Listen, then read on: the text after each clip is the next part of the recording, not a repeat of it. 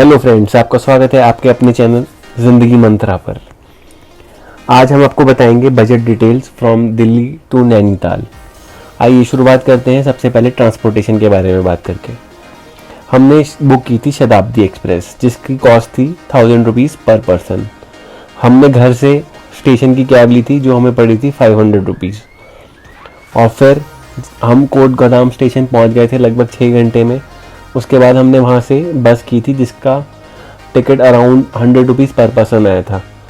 तो ट्रांसपोर्टेशन में हमारा अराउंड 10,000 रुपीज़ खर्च हुआ। उसके बाद बात करते हैं होटल की। होटल जो वहाँ पर स्टार्ट होते हैं, आप 150 से 200 रुपीज़ की धर्मशाला भी ले सकते हैं। हमने लिया था मॉल रोड पर ही होटल, जिसका कॉस्ट आया था 7,000 rupees for family suit. Couple room 4,000 rupees से स्टार्ट हो जाते हैं। बाकी ये सब on season end of season rate varies करते हैं। आप गूगल पर होटल का नंबर लेकर अपना डिस्काउंट ले सकते हैं। और फिर जब आप वहाँ जाएंगे तो आप वहाँ घूमने के लिए लोकल बस या कैब का इस्तेमाल कर सकते हैं। हमने वहाँ पे लोकल कैब बुक कर ली थी ऑल्टो, जिसका कॉस्ट हमें 2500 रुपये पड़ा था।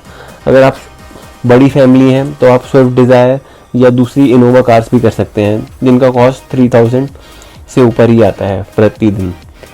और बात करते हैं खाने पीने की, तो हमने अराउंड ब्रेकफास्ट तो हमारा होटल में ही इंक्लूडेड था, लेकिन फिर भी आप अगर बाहर ब्रेकफास्ट करना चाहें तो आप वहाँ पे लोकल कुजीन और इंडियन ब्रेकफास्ट का मज़ा उठा सकते हैं, जिसका कॉस्ट आपको लगभग 4 जनों का 500 रुपये आएगा। और डिनर और लंच अराउंड आप 1500 से 2000 के बीच में कर सकते हैं।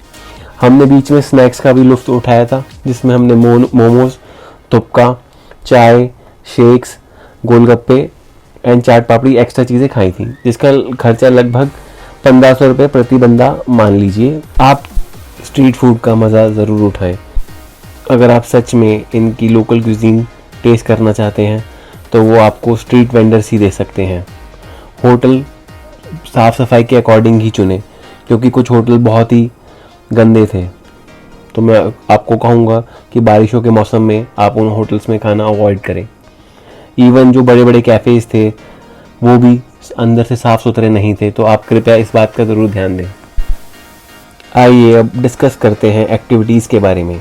हमने डे 1 पर नैनी लेक में बोटिंग की थी, जिसका खर्चा 220 रुपये प्रति बोट आया था। और उसके बाद जिसमें हमने 20 से 30 मिनट का एक छोटा राउंड लगाया था। उससे अगले दिन हमने बोटिंग खुद की थी, जिसका भी खर्चा लगभग सेम था, 210 से 220 रुपये के आसपास।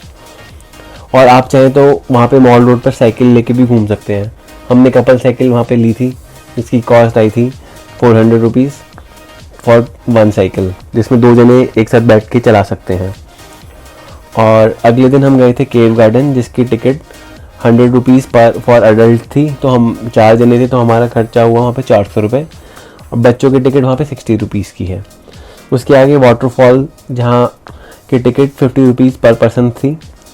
उसके नेक्स्ट डे हमने की थी काइकिंग। काइकिंग हमारा पहला एक्सपीरियंस था। हमें पहले डर लग रहा था कि हम कैसे कर पाएंगे, लेकिन वहाँ पे जो लोग थे उन्होंने कहा था कि बहुत ही सेफ़ है, और उन्होंने हमें सेफ्टी जैकेट्स भी पहनाए थे। तो इसलिए हम कॉन्फिडेंट हो गए थे और हमने वहाँ पे काइकिंग खुद करी, एंड वो बहुत ही इंजॉयबल मोमेंट था। मैं आपको डिस्क्राइब नहीं कर सकता। लेक की ठंडी हवाएं और बोट में पानी के अराउंड आपको बहुत ही मज़ा आएगा, तो ये आप ज़रूर करें। 300 रुपये प्रति बंदे के हिसाब से लगभग हमारे 1200 रुपये काइकिंग में लगे थे। उसके बाद हमने एक लेक क्रॉसिंग भी करी थी, जिसमें वो एक रोप के ज़रिए आपको टांग के जिप लाइन के थ्रू एक शोर से दूसरी शोर ले जाते हैं, जिसका कॉस्ट 500 रुपीज़ पर पर्सन था। ये हमने मनाली में भी करी थी, वहाँ पे भी ऑलमोस्ट कॉस्ट इतना ही आता है। फिर हम गए थे भीमताल, जहाँ पर उसकी मेन अट्रैक्शन था भीमताल की लेक के अंदर एक बना हुआ एक्वेरियम, जिसकी एंट्री टिकट थी 100 रुपीज़ पर पर्सन। लेकिन वहाँ पर आपको शोर से बोट मिलती है, जिसका कॉस्ट आता है 250 पर बोट।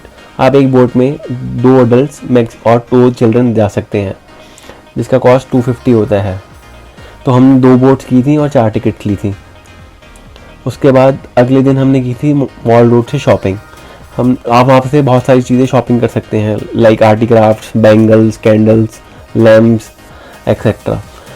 जो कैंडल्स थी वो वहाँ पे 10 रुपये से स्टार्ट होके 3,000 रुपये तक जा रही थी। हमने वहाँ से लैम्प्स लिए थे। लैम्प्स अगर आप शॉप से लोगे तो आपको 250 का पड़ेगा, लेकिन आप स्ट्रीट वेंडर्स वही चीज़ आपको 150 में दे देंगे। तो मैं आपको रिकमेंड करूँगा कि आप स्ट्रीट वेंडर्स जो हैं उनसे भी रेट पता करें और शॉप से भी रेट पता करें। तो आपको जो जहाँ से आपको बजट में आए वहाँ से ही शॉपिंग करिए। हमने एक अम्ब्रेला ले लिया था वहाँ पर, क्योंकि बहुत बारिश हो रही थी, लेकिन वो अम्ब्रेला हमारा 1 घंटा भी नहीं चला। हवाएं इतनी तेज़ थी कि हमारा अम्ब्रेला टूट गया।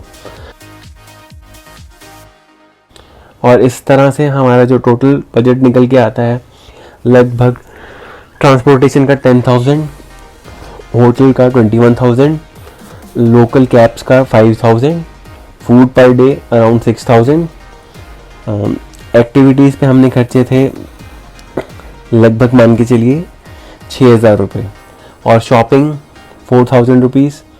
सो हमारा मोटा मोटा खर्चा आया 46,000 रुपीज़ फॉर 4 पर्सन, लगभग 11,000 प्रति बंदा मान लीजिए। Okay friends, hope you like this video. Please click subscribe and like this video. Thanks for listening.